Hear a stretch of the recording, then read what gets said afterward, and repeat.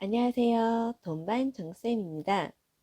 오늘 정쌤이 알려주는 이 한 가지 꿀팁만 알아도 1학기 상담 때나 학부모가 내 아이를 어떻게 다뤄야 될지 모른다고 했을 때 선생님에게 답을 구하려고 하잖아요. 그럴 때 많은 도움이 되실 것 같아요.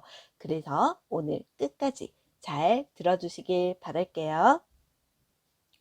평소 1학기 학부모 상담이라고 하면 4월쯤에 많은 원들이 하고 있었는데 이번은 코로나19로 인해 긴급 보육이 길어지면서 5월 또는 6월에 예정된 원들이 많이 있는 것 같아요. 아나자니 지금 현재 보내고 있는 아이들을 케어함에 있어서 미흡한 점들이 있기 때문에 학부모와 상담을 꼭 하고 넘어가야 될 것 같더라고요. 그래서 지금 선생님들께 한 가지 알려드릴게요. 선생님들, 아이를 보시면 부모도 보이시지 않나요? 이 아이가 이런 기질, 이런 행동을 함에 있어서 부모의 영향이 아주 크다고 생각을 해요. 유전적이든 환경적이든. 그래서 부모가 유전적인 건 어떻게 해줄 수가 없지만 환경적인 건 도움을 줄 수 있다고 생각을 하는데 그런 부분들이 힘들기 때문에 선생님과의 상담을 요청하는 부모들이 있을 거라고 생각을 하고요. 학부모가 내 아이에 대해서 상담을 하려고 왔는데 선생님이 여기에 대한 어떤 답을 제시를 해줄 거라고 생각을 하시잖아요. 그래서 오늘 아이의 감정에 반응하는 부모의 유형 4가지를 알아보고 그 4가지의 유형들의 특징, 개선점 등에 대해 이야기를 해드릴게요. 상담을 통해서 부모가 아이에게 어떻게 반응을 하는지를 선생님께서 이야기로 물어보시고 그럴 때 어머니 이렇게 해주세요. 저희 원에서는 저는 이렇게 하고 있습니다. 라고 말하시면 될 것 같은데 이 책에서는 이런 예를 들었어요. 아이가 충치 치료를 받아야 하는데 무섭고 싫다며 발버둥을 친대요. 싫어, 무섭고 아프단 말이야. 큰 소리를 지르며 울어대니 참으로 난감한 상황이래요. 이럴 때 어떻게 이야기를 해주면 좋을까요? 첫 번째, 별거 아니야. 축소 전환형 부모. 우리 규민이 착하지 아프지 않을 거야. 울지 않고 씩씩하게 치료 잘 받으면 집에 갈 때 아빠가 게임기도 사주고 이번 주말에 놀이동산도 데려갈게. 이렇게 말을 한다는 거죠.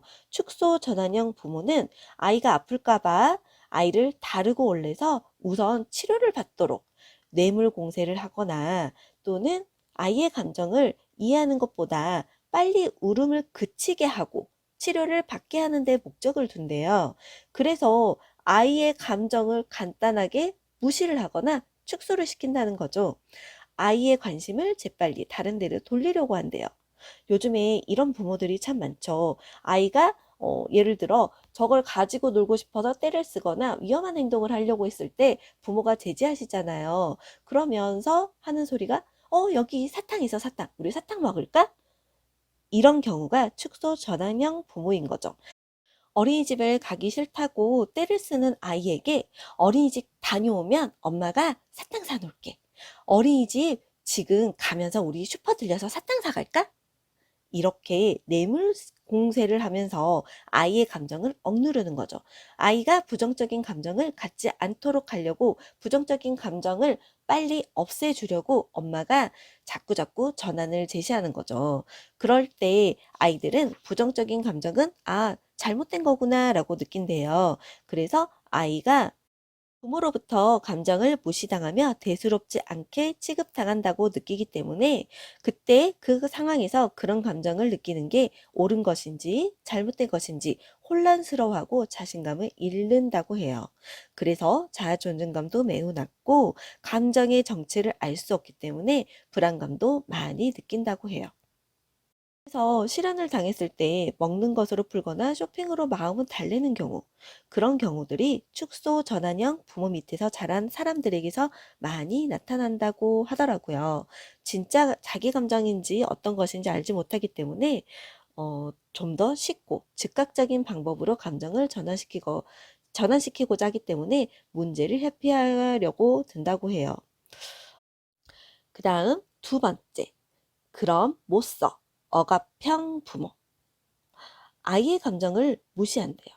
부모가 아이의 감정을 더욱 엄하게 질책해요. 그런데 거기서 끝나지 않아요. 비난까지도 해요. 그럼 못 써 하고 야단을 치거나 벌을 준대요.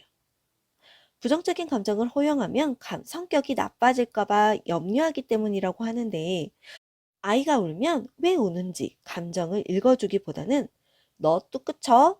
너 계속 울면 경찰 아저씨 불러 잡아가라고 한다? 이렇게 협박하거나 매를 들기까지도 한다고 해요. 이런 부모 밑에서 자란 아이도 자아 존중감이 낮는데, 여자아이는 의기소침하며 우울해하는 경향이 생기고 자기 감정을 조절하는 능력도 부족할 수 있대요. 남자아이는 충동적이고 공격적인 행동을 많이 하거나 화가 나면 무조건 주먹이 먼저 나갈 수 있다고 해요. 지나치게 감정을 억누르며 살았기 때문에 오히려 어긋나기도 쉬운데, 연구에 따르면 억압형 부모 밑에서 자란 남자아이들은 술과 담배를 빨리 배우며 성에 일찍 눈을 뜨고 청소년 비행에 가담하는 비율이 높다고 해요. 조금 끔찍하죠? 이 억압형 부모 같은 경우는 가장 안 좋은 케이스 같아요. 축소 전환형 부모처럼 감정을 억누르지만 거기에 비난까지. 그 비난이 아이의 모든 것을 부정하는, 아이의 존재를 자체를 부정하는 비난이 되거든요. 우리 선생님들도 아이를 키우실 텐데 아이가 공부를 안 하고 있어요. 그러면 어떻게 하세요? 너는 언제 공부할래? 엄마가 너 공부하는 꼴을 못 봤어. 이렇게 말을 하시면 아이는 그 존재 자체를 부정당하는 거거든요. 그래서 선생님들도 이제 자녀들에게 그렇게 이야기를 하시면 안 되는데, 우리가 어렸을 때 이렇게 자라봤잖아요. 그래서 우리도 방법을 잘 모르기 때문에, 아니면 또는 은연중에 우리 몸에 녹아있는 그 말투를 사용하는 것 같아요. 그래서 선생님들도 꼭 자제하시고, 내가 키우는 우리 반 아이들에게도 이런 용어를 쓰면 안 되시고요. 혹시나 이런 유형의 부모와 상담을 하게 되신다면, 네 번째에 나오는 감정 코칭형 부모의 이야기를 꼭 알려주시면 좋을 것 같아요. 세 번째, 뭐든 괜찮아. 방임형 부모. 방임형 부모는 아이의 감정을 인정해줘요.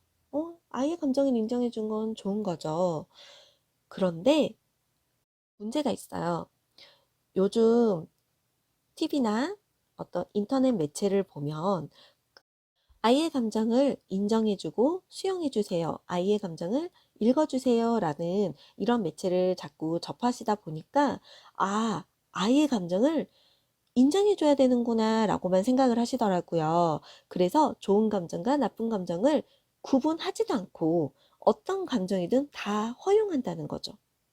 그래서 얼핏 보면 정말 이상적이고 멋진 부모예요. 그런데 아이의 행동을 좋은 방향으로 이끌어주거나 한계를 제시하지 못했기 때문에 문제가 생기는 거죠.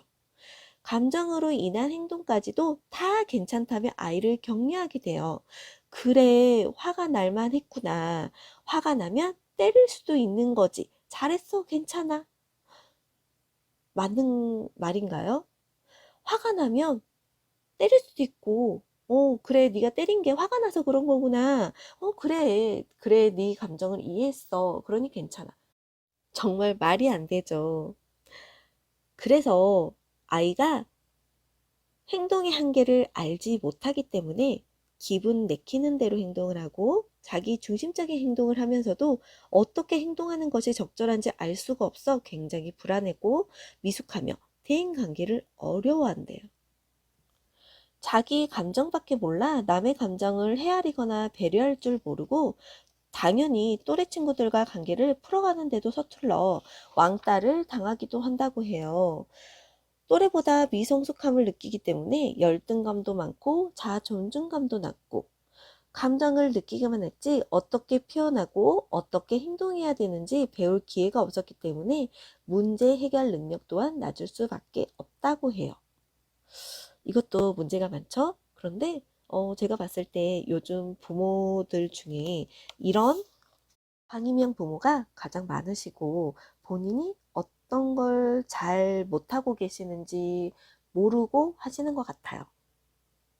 그래서 선생님들께서 이런 방임형 부모님은 그래도 아이에게 어떻게 다가가려고 하거나 아이를 좀 더 교육적으로 잘 키우고자 하시는 분이기 때문에 선생님들께서 감정 코칭형 부모로 조금 더 도움을 주신다면 발전할 수 있지 않을까 싶어요.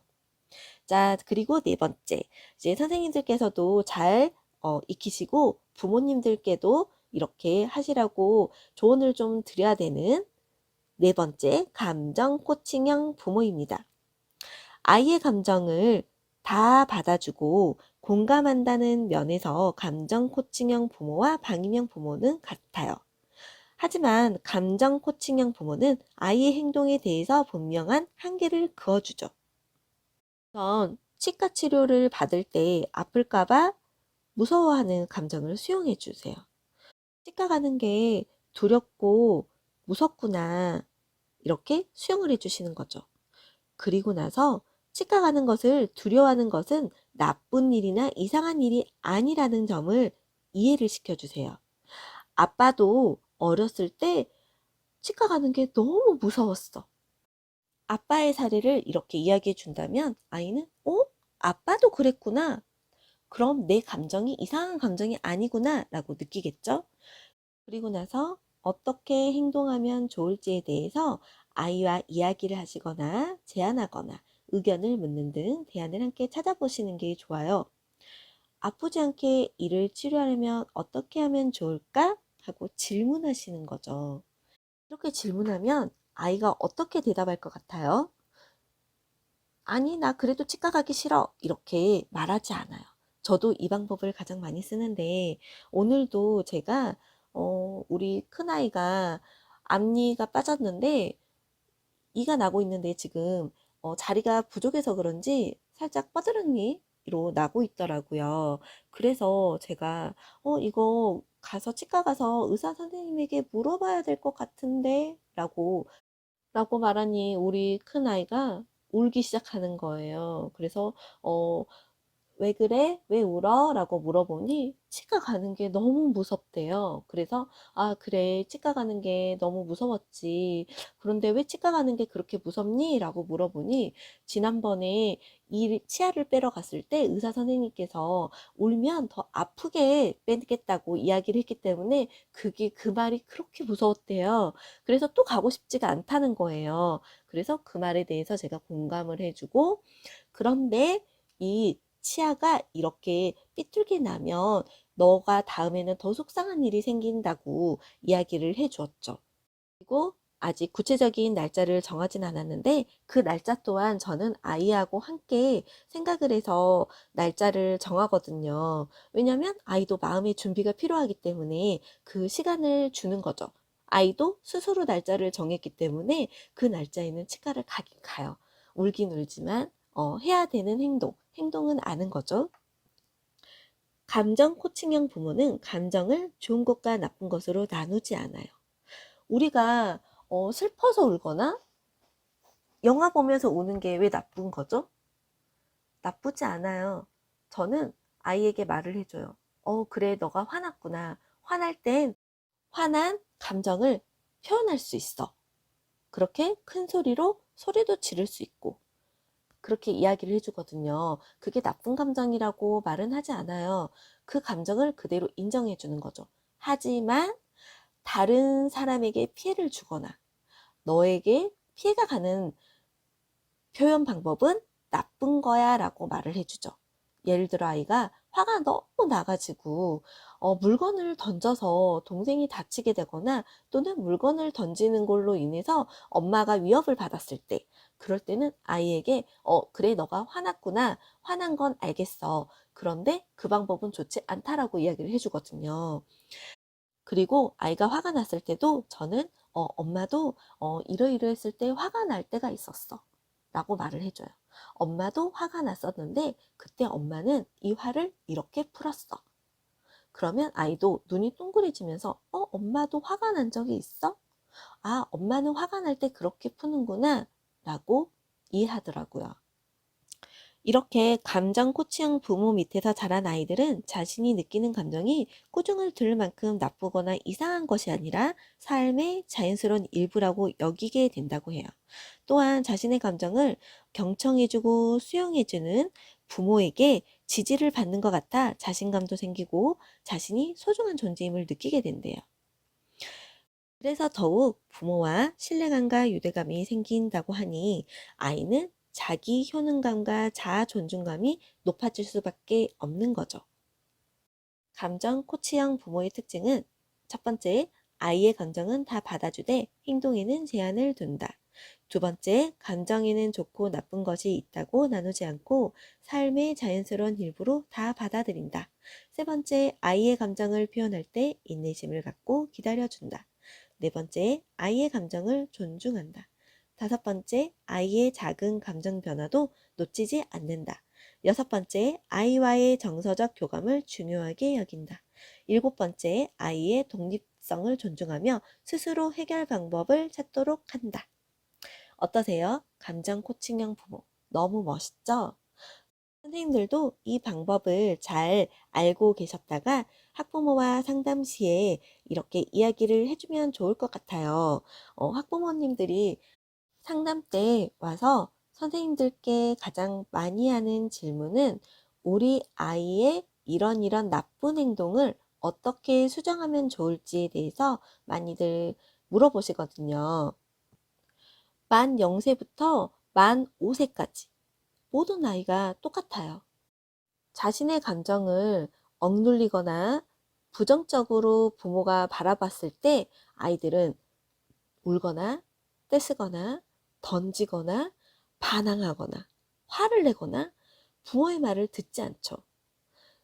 그 모든 것들이 다 감정하고 연관이 되어 있어요. 그래서 선생님들께서는 이 감정 코치형 부모에 대해서 알려드리고 첫 번째, 아이의 감정을 수용해 주시도록 이야기를 하시고요. 두 번째는 아이의 감정을 수용하되 행동에 제한을 두도록 해 주시되 세 번째, 일관성 있게 해달라고 해주시면 돼요. 그리고 이 아이의 감정을 다 수용할 수는 없잖아요. 너무너무 힘들어요. 이렇게 하려면. 그런데 이 감정 코칭에서 보면 100%가 아니에요. 아이의 감정을 40%만 받아줘도, 아이의 감정을 40%만 인정해줘도 아이는 그 감정에 대해서 제대로 배우고 표출하며 부모와의 신뢰, 유대감이 생기며 아이의 행동이 올바르게 자란다고 하더라고요. 제가 지난 영상에서 구나구나라고 감정을 읽어주는 방법에 대해서 잠깐 이야기한 적이 있었는데 선생님들도 우리 반 아이들의 감정을 잘 읽어주시고 부모와의 상담도 잘 하시길 바랄게요. 지금까지 도움반 정쌤이었습니다. 다음번엔 제가 학부모와 상담하기 전에 질문지를 어떤 걸 나가면 좋을지에 대해서도 이야기를 해드리려고 해요. 다음 영상도 꼭 기다려주세요. 알람 설정을 해두시면 더 편하시겠죠? 정쌤의 이야기가 도움이 되셨다면 구독과 좋아요 부탁드릴게요. 감사합니다.